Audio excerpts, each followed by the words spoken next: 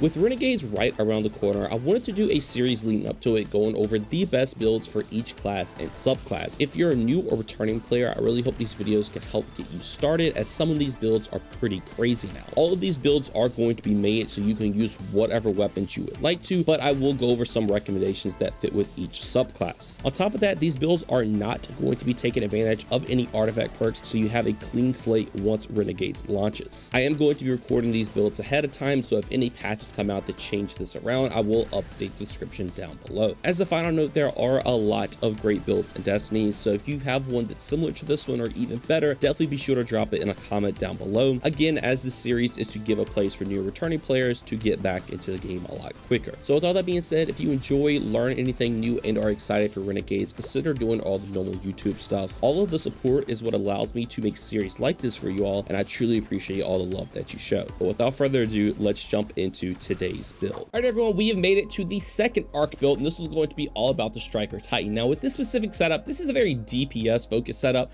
so running something like Cuirass is probably going to be your best option. But even if you want to go with something like Crest of Alphalupi with your barricades and kind of healing capabilities, it's very good. But with Cuirass Falstar, if you don't know, it has the exotic perk Glorious Charge, so it greatly increases your Thundercrash damage and grants you damage resistance after impact. Melee Final Blow, so amplified, grants you super energy. So the passive benefit of this exotic is honestly pretty nice, because you can get melee kills a lot with this specific setup. So essentially, you could just get going here and you're going to get some extra super energy just for getting these melee kills, which is obviously very, very good.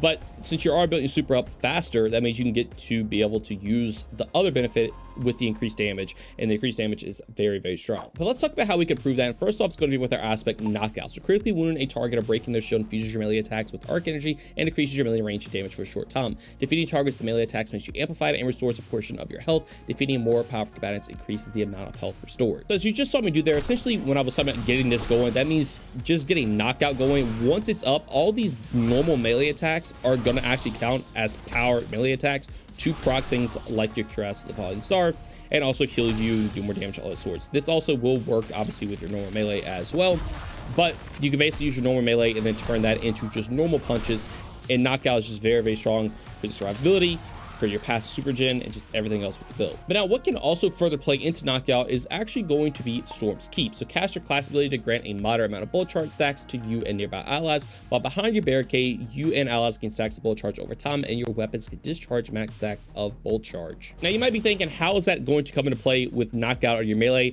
And essentially whenever you're getting bullet charge stacks, this will actually grant you some melee energy. As you see in the bottom left, it will actually stack up a little bit quicker, and then once you're at max stacks, you're not going to be able to get it anymore. But if you do discharge it with the other aspect of this build, that means you're going to be able to build up more melee energy, and you can kind of spend your melee a lot with this build while also simultaneously doing a lot of damage, because as you see, we're just constantly calling down multiple lightning strikes because we can just sit behind our barricade 24/7. This is where the other DPS strat comes into play, because your whole team can stand behind this and grant these bolt charge stacks, and doing these extra bolt charge damage here, it can add up to do a ton of damage. Pairing that with your Thunder Crash, with Cuirass, it is really, really easy. It is super, super easy DPS.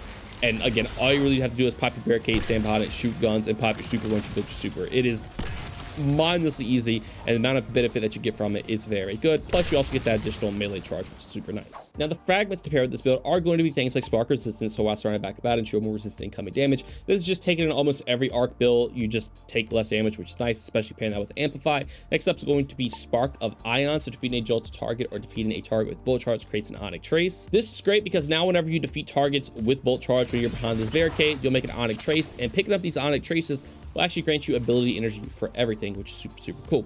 Now next up is going to be Spark of Discharge, so Arc Weapon Final Blows have a chance to create an Onyx Trace. Collecting an Onyx Trace grants you a stack of Bullet Charge. This plays back into Spark of Ion, since you can make Onyx Traces now with the Bullet Charge. You can just in return get more bolt charge stacks, which is super cool. And if you do play it to an arc weapon, you do get the extra benefit of more onyx traces. It's not needed, but it is a nice little benefit.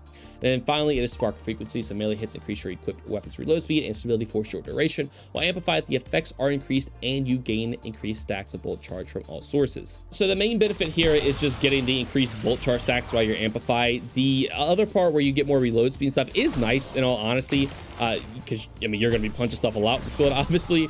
But the main thing again is just getting more bolt charge stacks and that you can get them very, very quickly, just again to spam crazy amounts of DPS out without really having to do much. And then finally for abilities, I like to run flashbang just because it can kind of blind enemies, it can stun unstoppable champions. It's a nice utility grenade. You're not really using a grenade much for damage, so just having a utility based grenade is nice.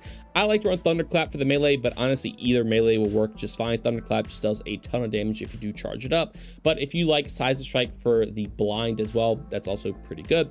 Definitely run rally barricade with this because this is just about doing a bunch of damage standing behind your barricade, so you're going to get a bunch of benefits. You can actually shoot over it. It is very, very good. And then obviously you've got to run thunder crash with this setup because that's where the main portion of your exotic is taking place. Now jumping into armor for stats, you're 100% going to want to look out for at least 100 super. If you can get to 200 super, that's going to be your best benefit, and then try to get to 100 class ability so you can spam your barricade a lot more often. If you want to play into melee, you could, but no, honestly, I don't really think you need to too much. So I would probably just try to put the rest in weapons. Since again, this is kind of DPS focused. So you try to get to 200 super, 100 class, and then wherever else you want to put the stats, you're honestly going to be good either melee or weapons. Now jumping into armor mods, this is what I'm running if you like to copy them down, but as a closer look, I do run a harmonic siphon so I can make orbs on arc weapon final blows. If you're not running an arc weapon, you can swap this out for whatever elemental weapon you are running, but dynamo and hands-on are very good with the setup because you can use your class ability a lot, so you're going to get super energy when you're using your targets, and then hands-on so you get bonus super energy on melee kills, which will obviously pair extremely well with the passive benefit of cuirass here, so you get even more super to spam that increased damage all the time. Next up is just a harmonic loader, so I can increase your with arc weapons. Again, swap this out for a different element's weapon. Impact induction and focus strike is nice because this is going to make it so you get some grenade cooldown and class ability cooldown whenever you deal damage with the powered melee attack. And again, with knockout, this will technically count as a powered melee attack, so that means you can proc these pretty much all the time when they're off cooldown. And then next up is just your chest piece, go through the mods, swap this out whenever content you're going into. And then for the boots, I like to run double recuperation here and then an absolution. Absolution gives energy for everything, kind of plays into what the Onyx traces are doing. They just give energy for everything, which is nice. But then double recuperation, so you can just get a bunch of health now whenever you pick an orb up. If you don't want to run it, because you do have things like knockout, which is pretty good for your survivability, but this is just nice because it will give you 70 HP on orb pickup. But you can swap this out if you want more ability energy. It's whatever you want to do. Now, next up for your class item, the Holy Trinity again. Powerful attractions, you pick all the orbs up around you when you use your class ability. You spam your class ability all the time. This is great. Then proximity wars, so when you go for a finisher, you'll get an overshield, and then special finisher, so you make special ammo when you're max armor charge stacks, which will be all the time, so you have pretty much infinite special. Now, if you want to start proximity ward out for like an ability regen thing, something like bomb or even outreach, you could do that too. Distribution, I just like proximity ward because it just pairs well with the other finisher mod. Now, jumping into weapons, like I said in the beginning, these are crafted so you can run literally whatever you would like to, whatever fits the scenario. But obviously, it would be wrong to not mention the discharge here. So you're going to be able to make more Onyx traces if you do run arc weapons. So if you have any arc weapon, literally anything will work. If you want to run something like Trinity Gold, a Cycle Pump, if you have that, and just whatever is coming out in Renegades, I'm pretty sure there's going to be like a blaster that's coming out that's arc. All of that will work just so you can make more Onyx traces, which is nice. Now, with that being said, you can still take advantage of the second part here. So whenever you pick an Onyx trace up, you'll get a bolt charge. You don't have to take advantage of the first part, but you might as well. So I would highly recommend taking an arc weapon with this setup. Now, jumping into set bonuses with this build, since this is a more weapon focused based build, you can take things like Bushido here if you would like to, or just any other thing that is playing into weapons. Obviously, things like tech set for kinetic weapons, or the disaster set for auto rifle, scout rifle, sidearms. Kind of whatever weapon you're running. Even if you want to take the 2-piece of the Aeon adapter so you can get that decreased area effect damage, you can kill with something in mid retrograde. If you're using something like Cycle Pump, that could be pretty good. Plus, you can just go with the classic smoke jumper set. That's also not terrible either. It's obviously they're going to be orbs everywhere on the battlefield, so it's kind of up to you on whatever you're running. If I had to go with anything, it would probably be something like a 2-piece Bushido here, because again, you're going to be using your weapons quite a lot with this, and then maybe pairing that with the Aeon adapter, because this will just make something like mid retrograde be able to heal you, give you even more damage resist. And again, you're playing into weapons heavy, so that's very, very good. And then finally for the Transmog with this build, I went for the exact same shader art step for the Warlock. It looks very, very good. Almost looks a lightning-esque theme, but obviously it fits well with arc. I went for the more rugged look again here, taking advantage of stuff like the King's Fall helmet, some older ornaments.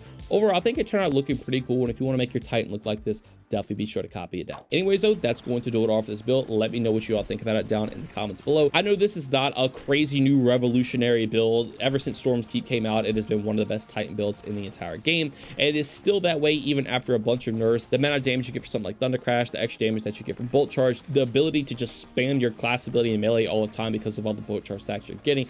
It is just so good. It's really easy to use. It's really fun to play. You get a bunch of benefits out of it, and there's really just nothing that can go wrong with this setup. Anyways, though, that's going to do it all for me. If you haven't seen my Warlock build, definitely be sure to check that one out, and also be on the lookout for the Arc Hunch build coming up tomorrow. I want to thank you all so much for watching, and I hope you all have a great day.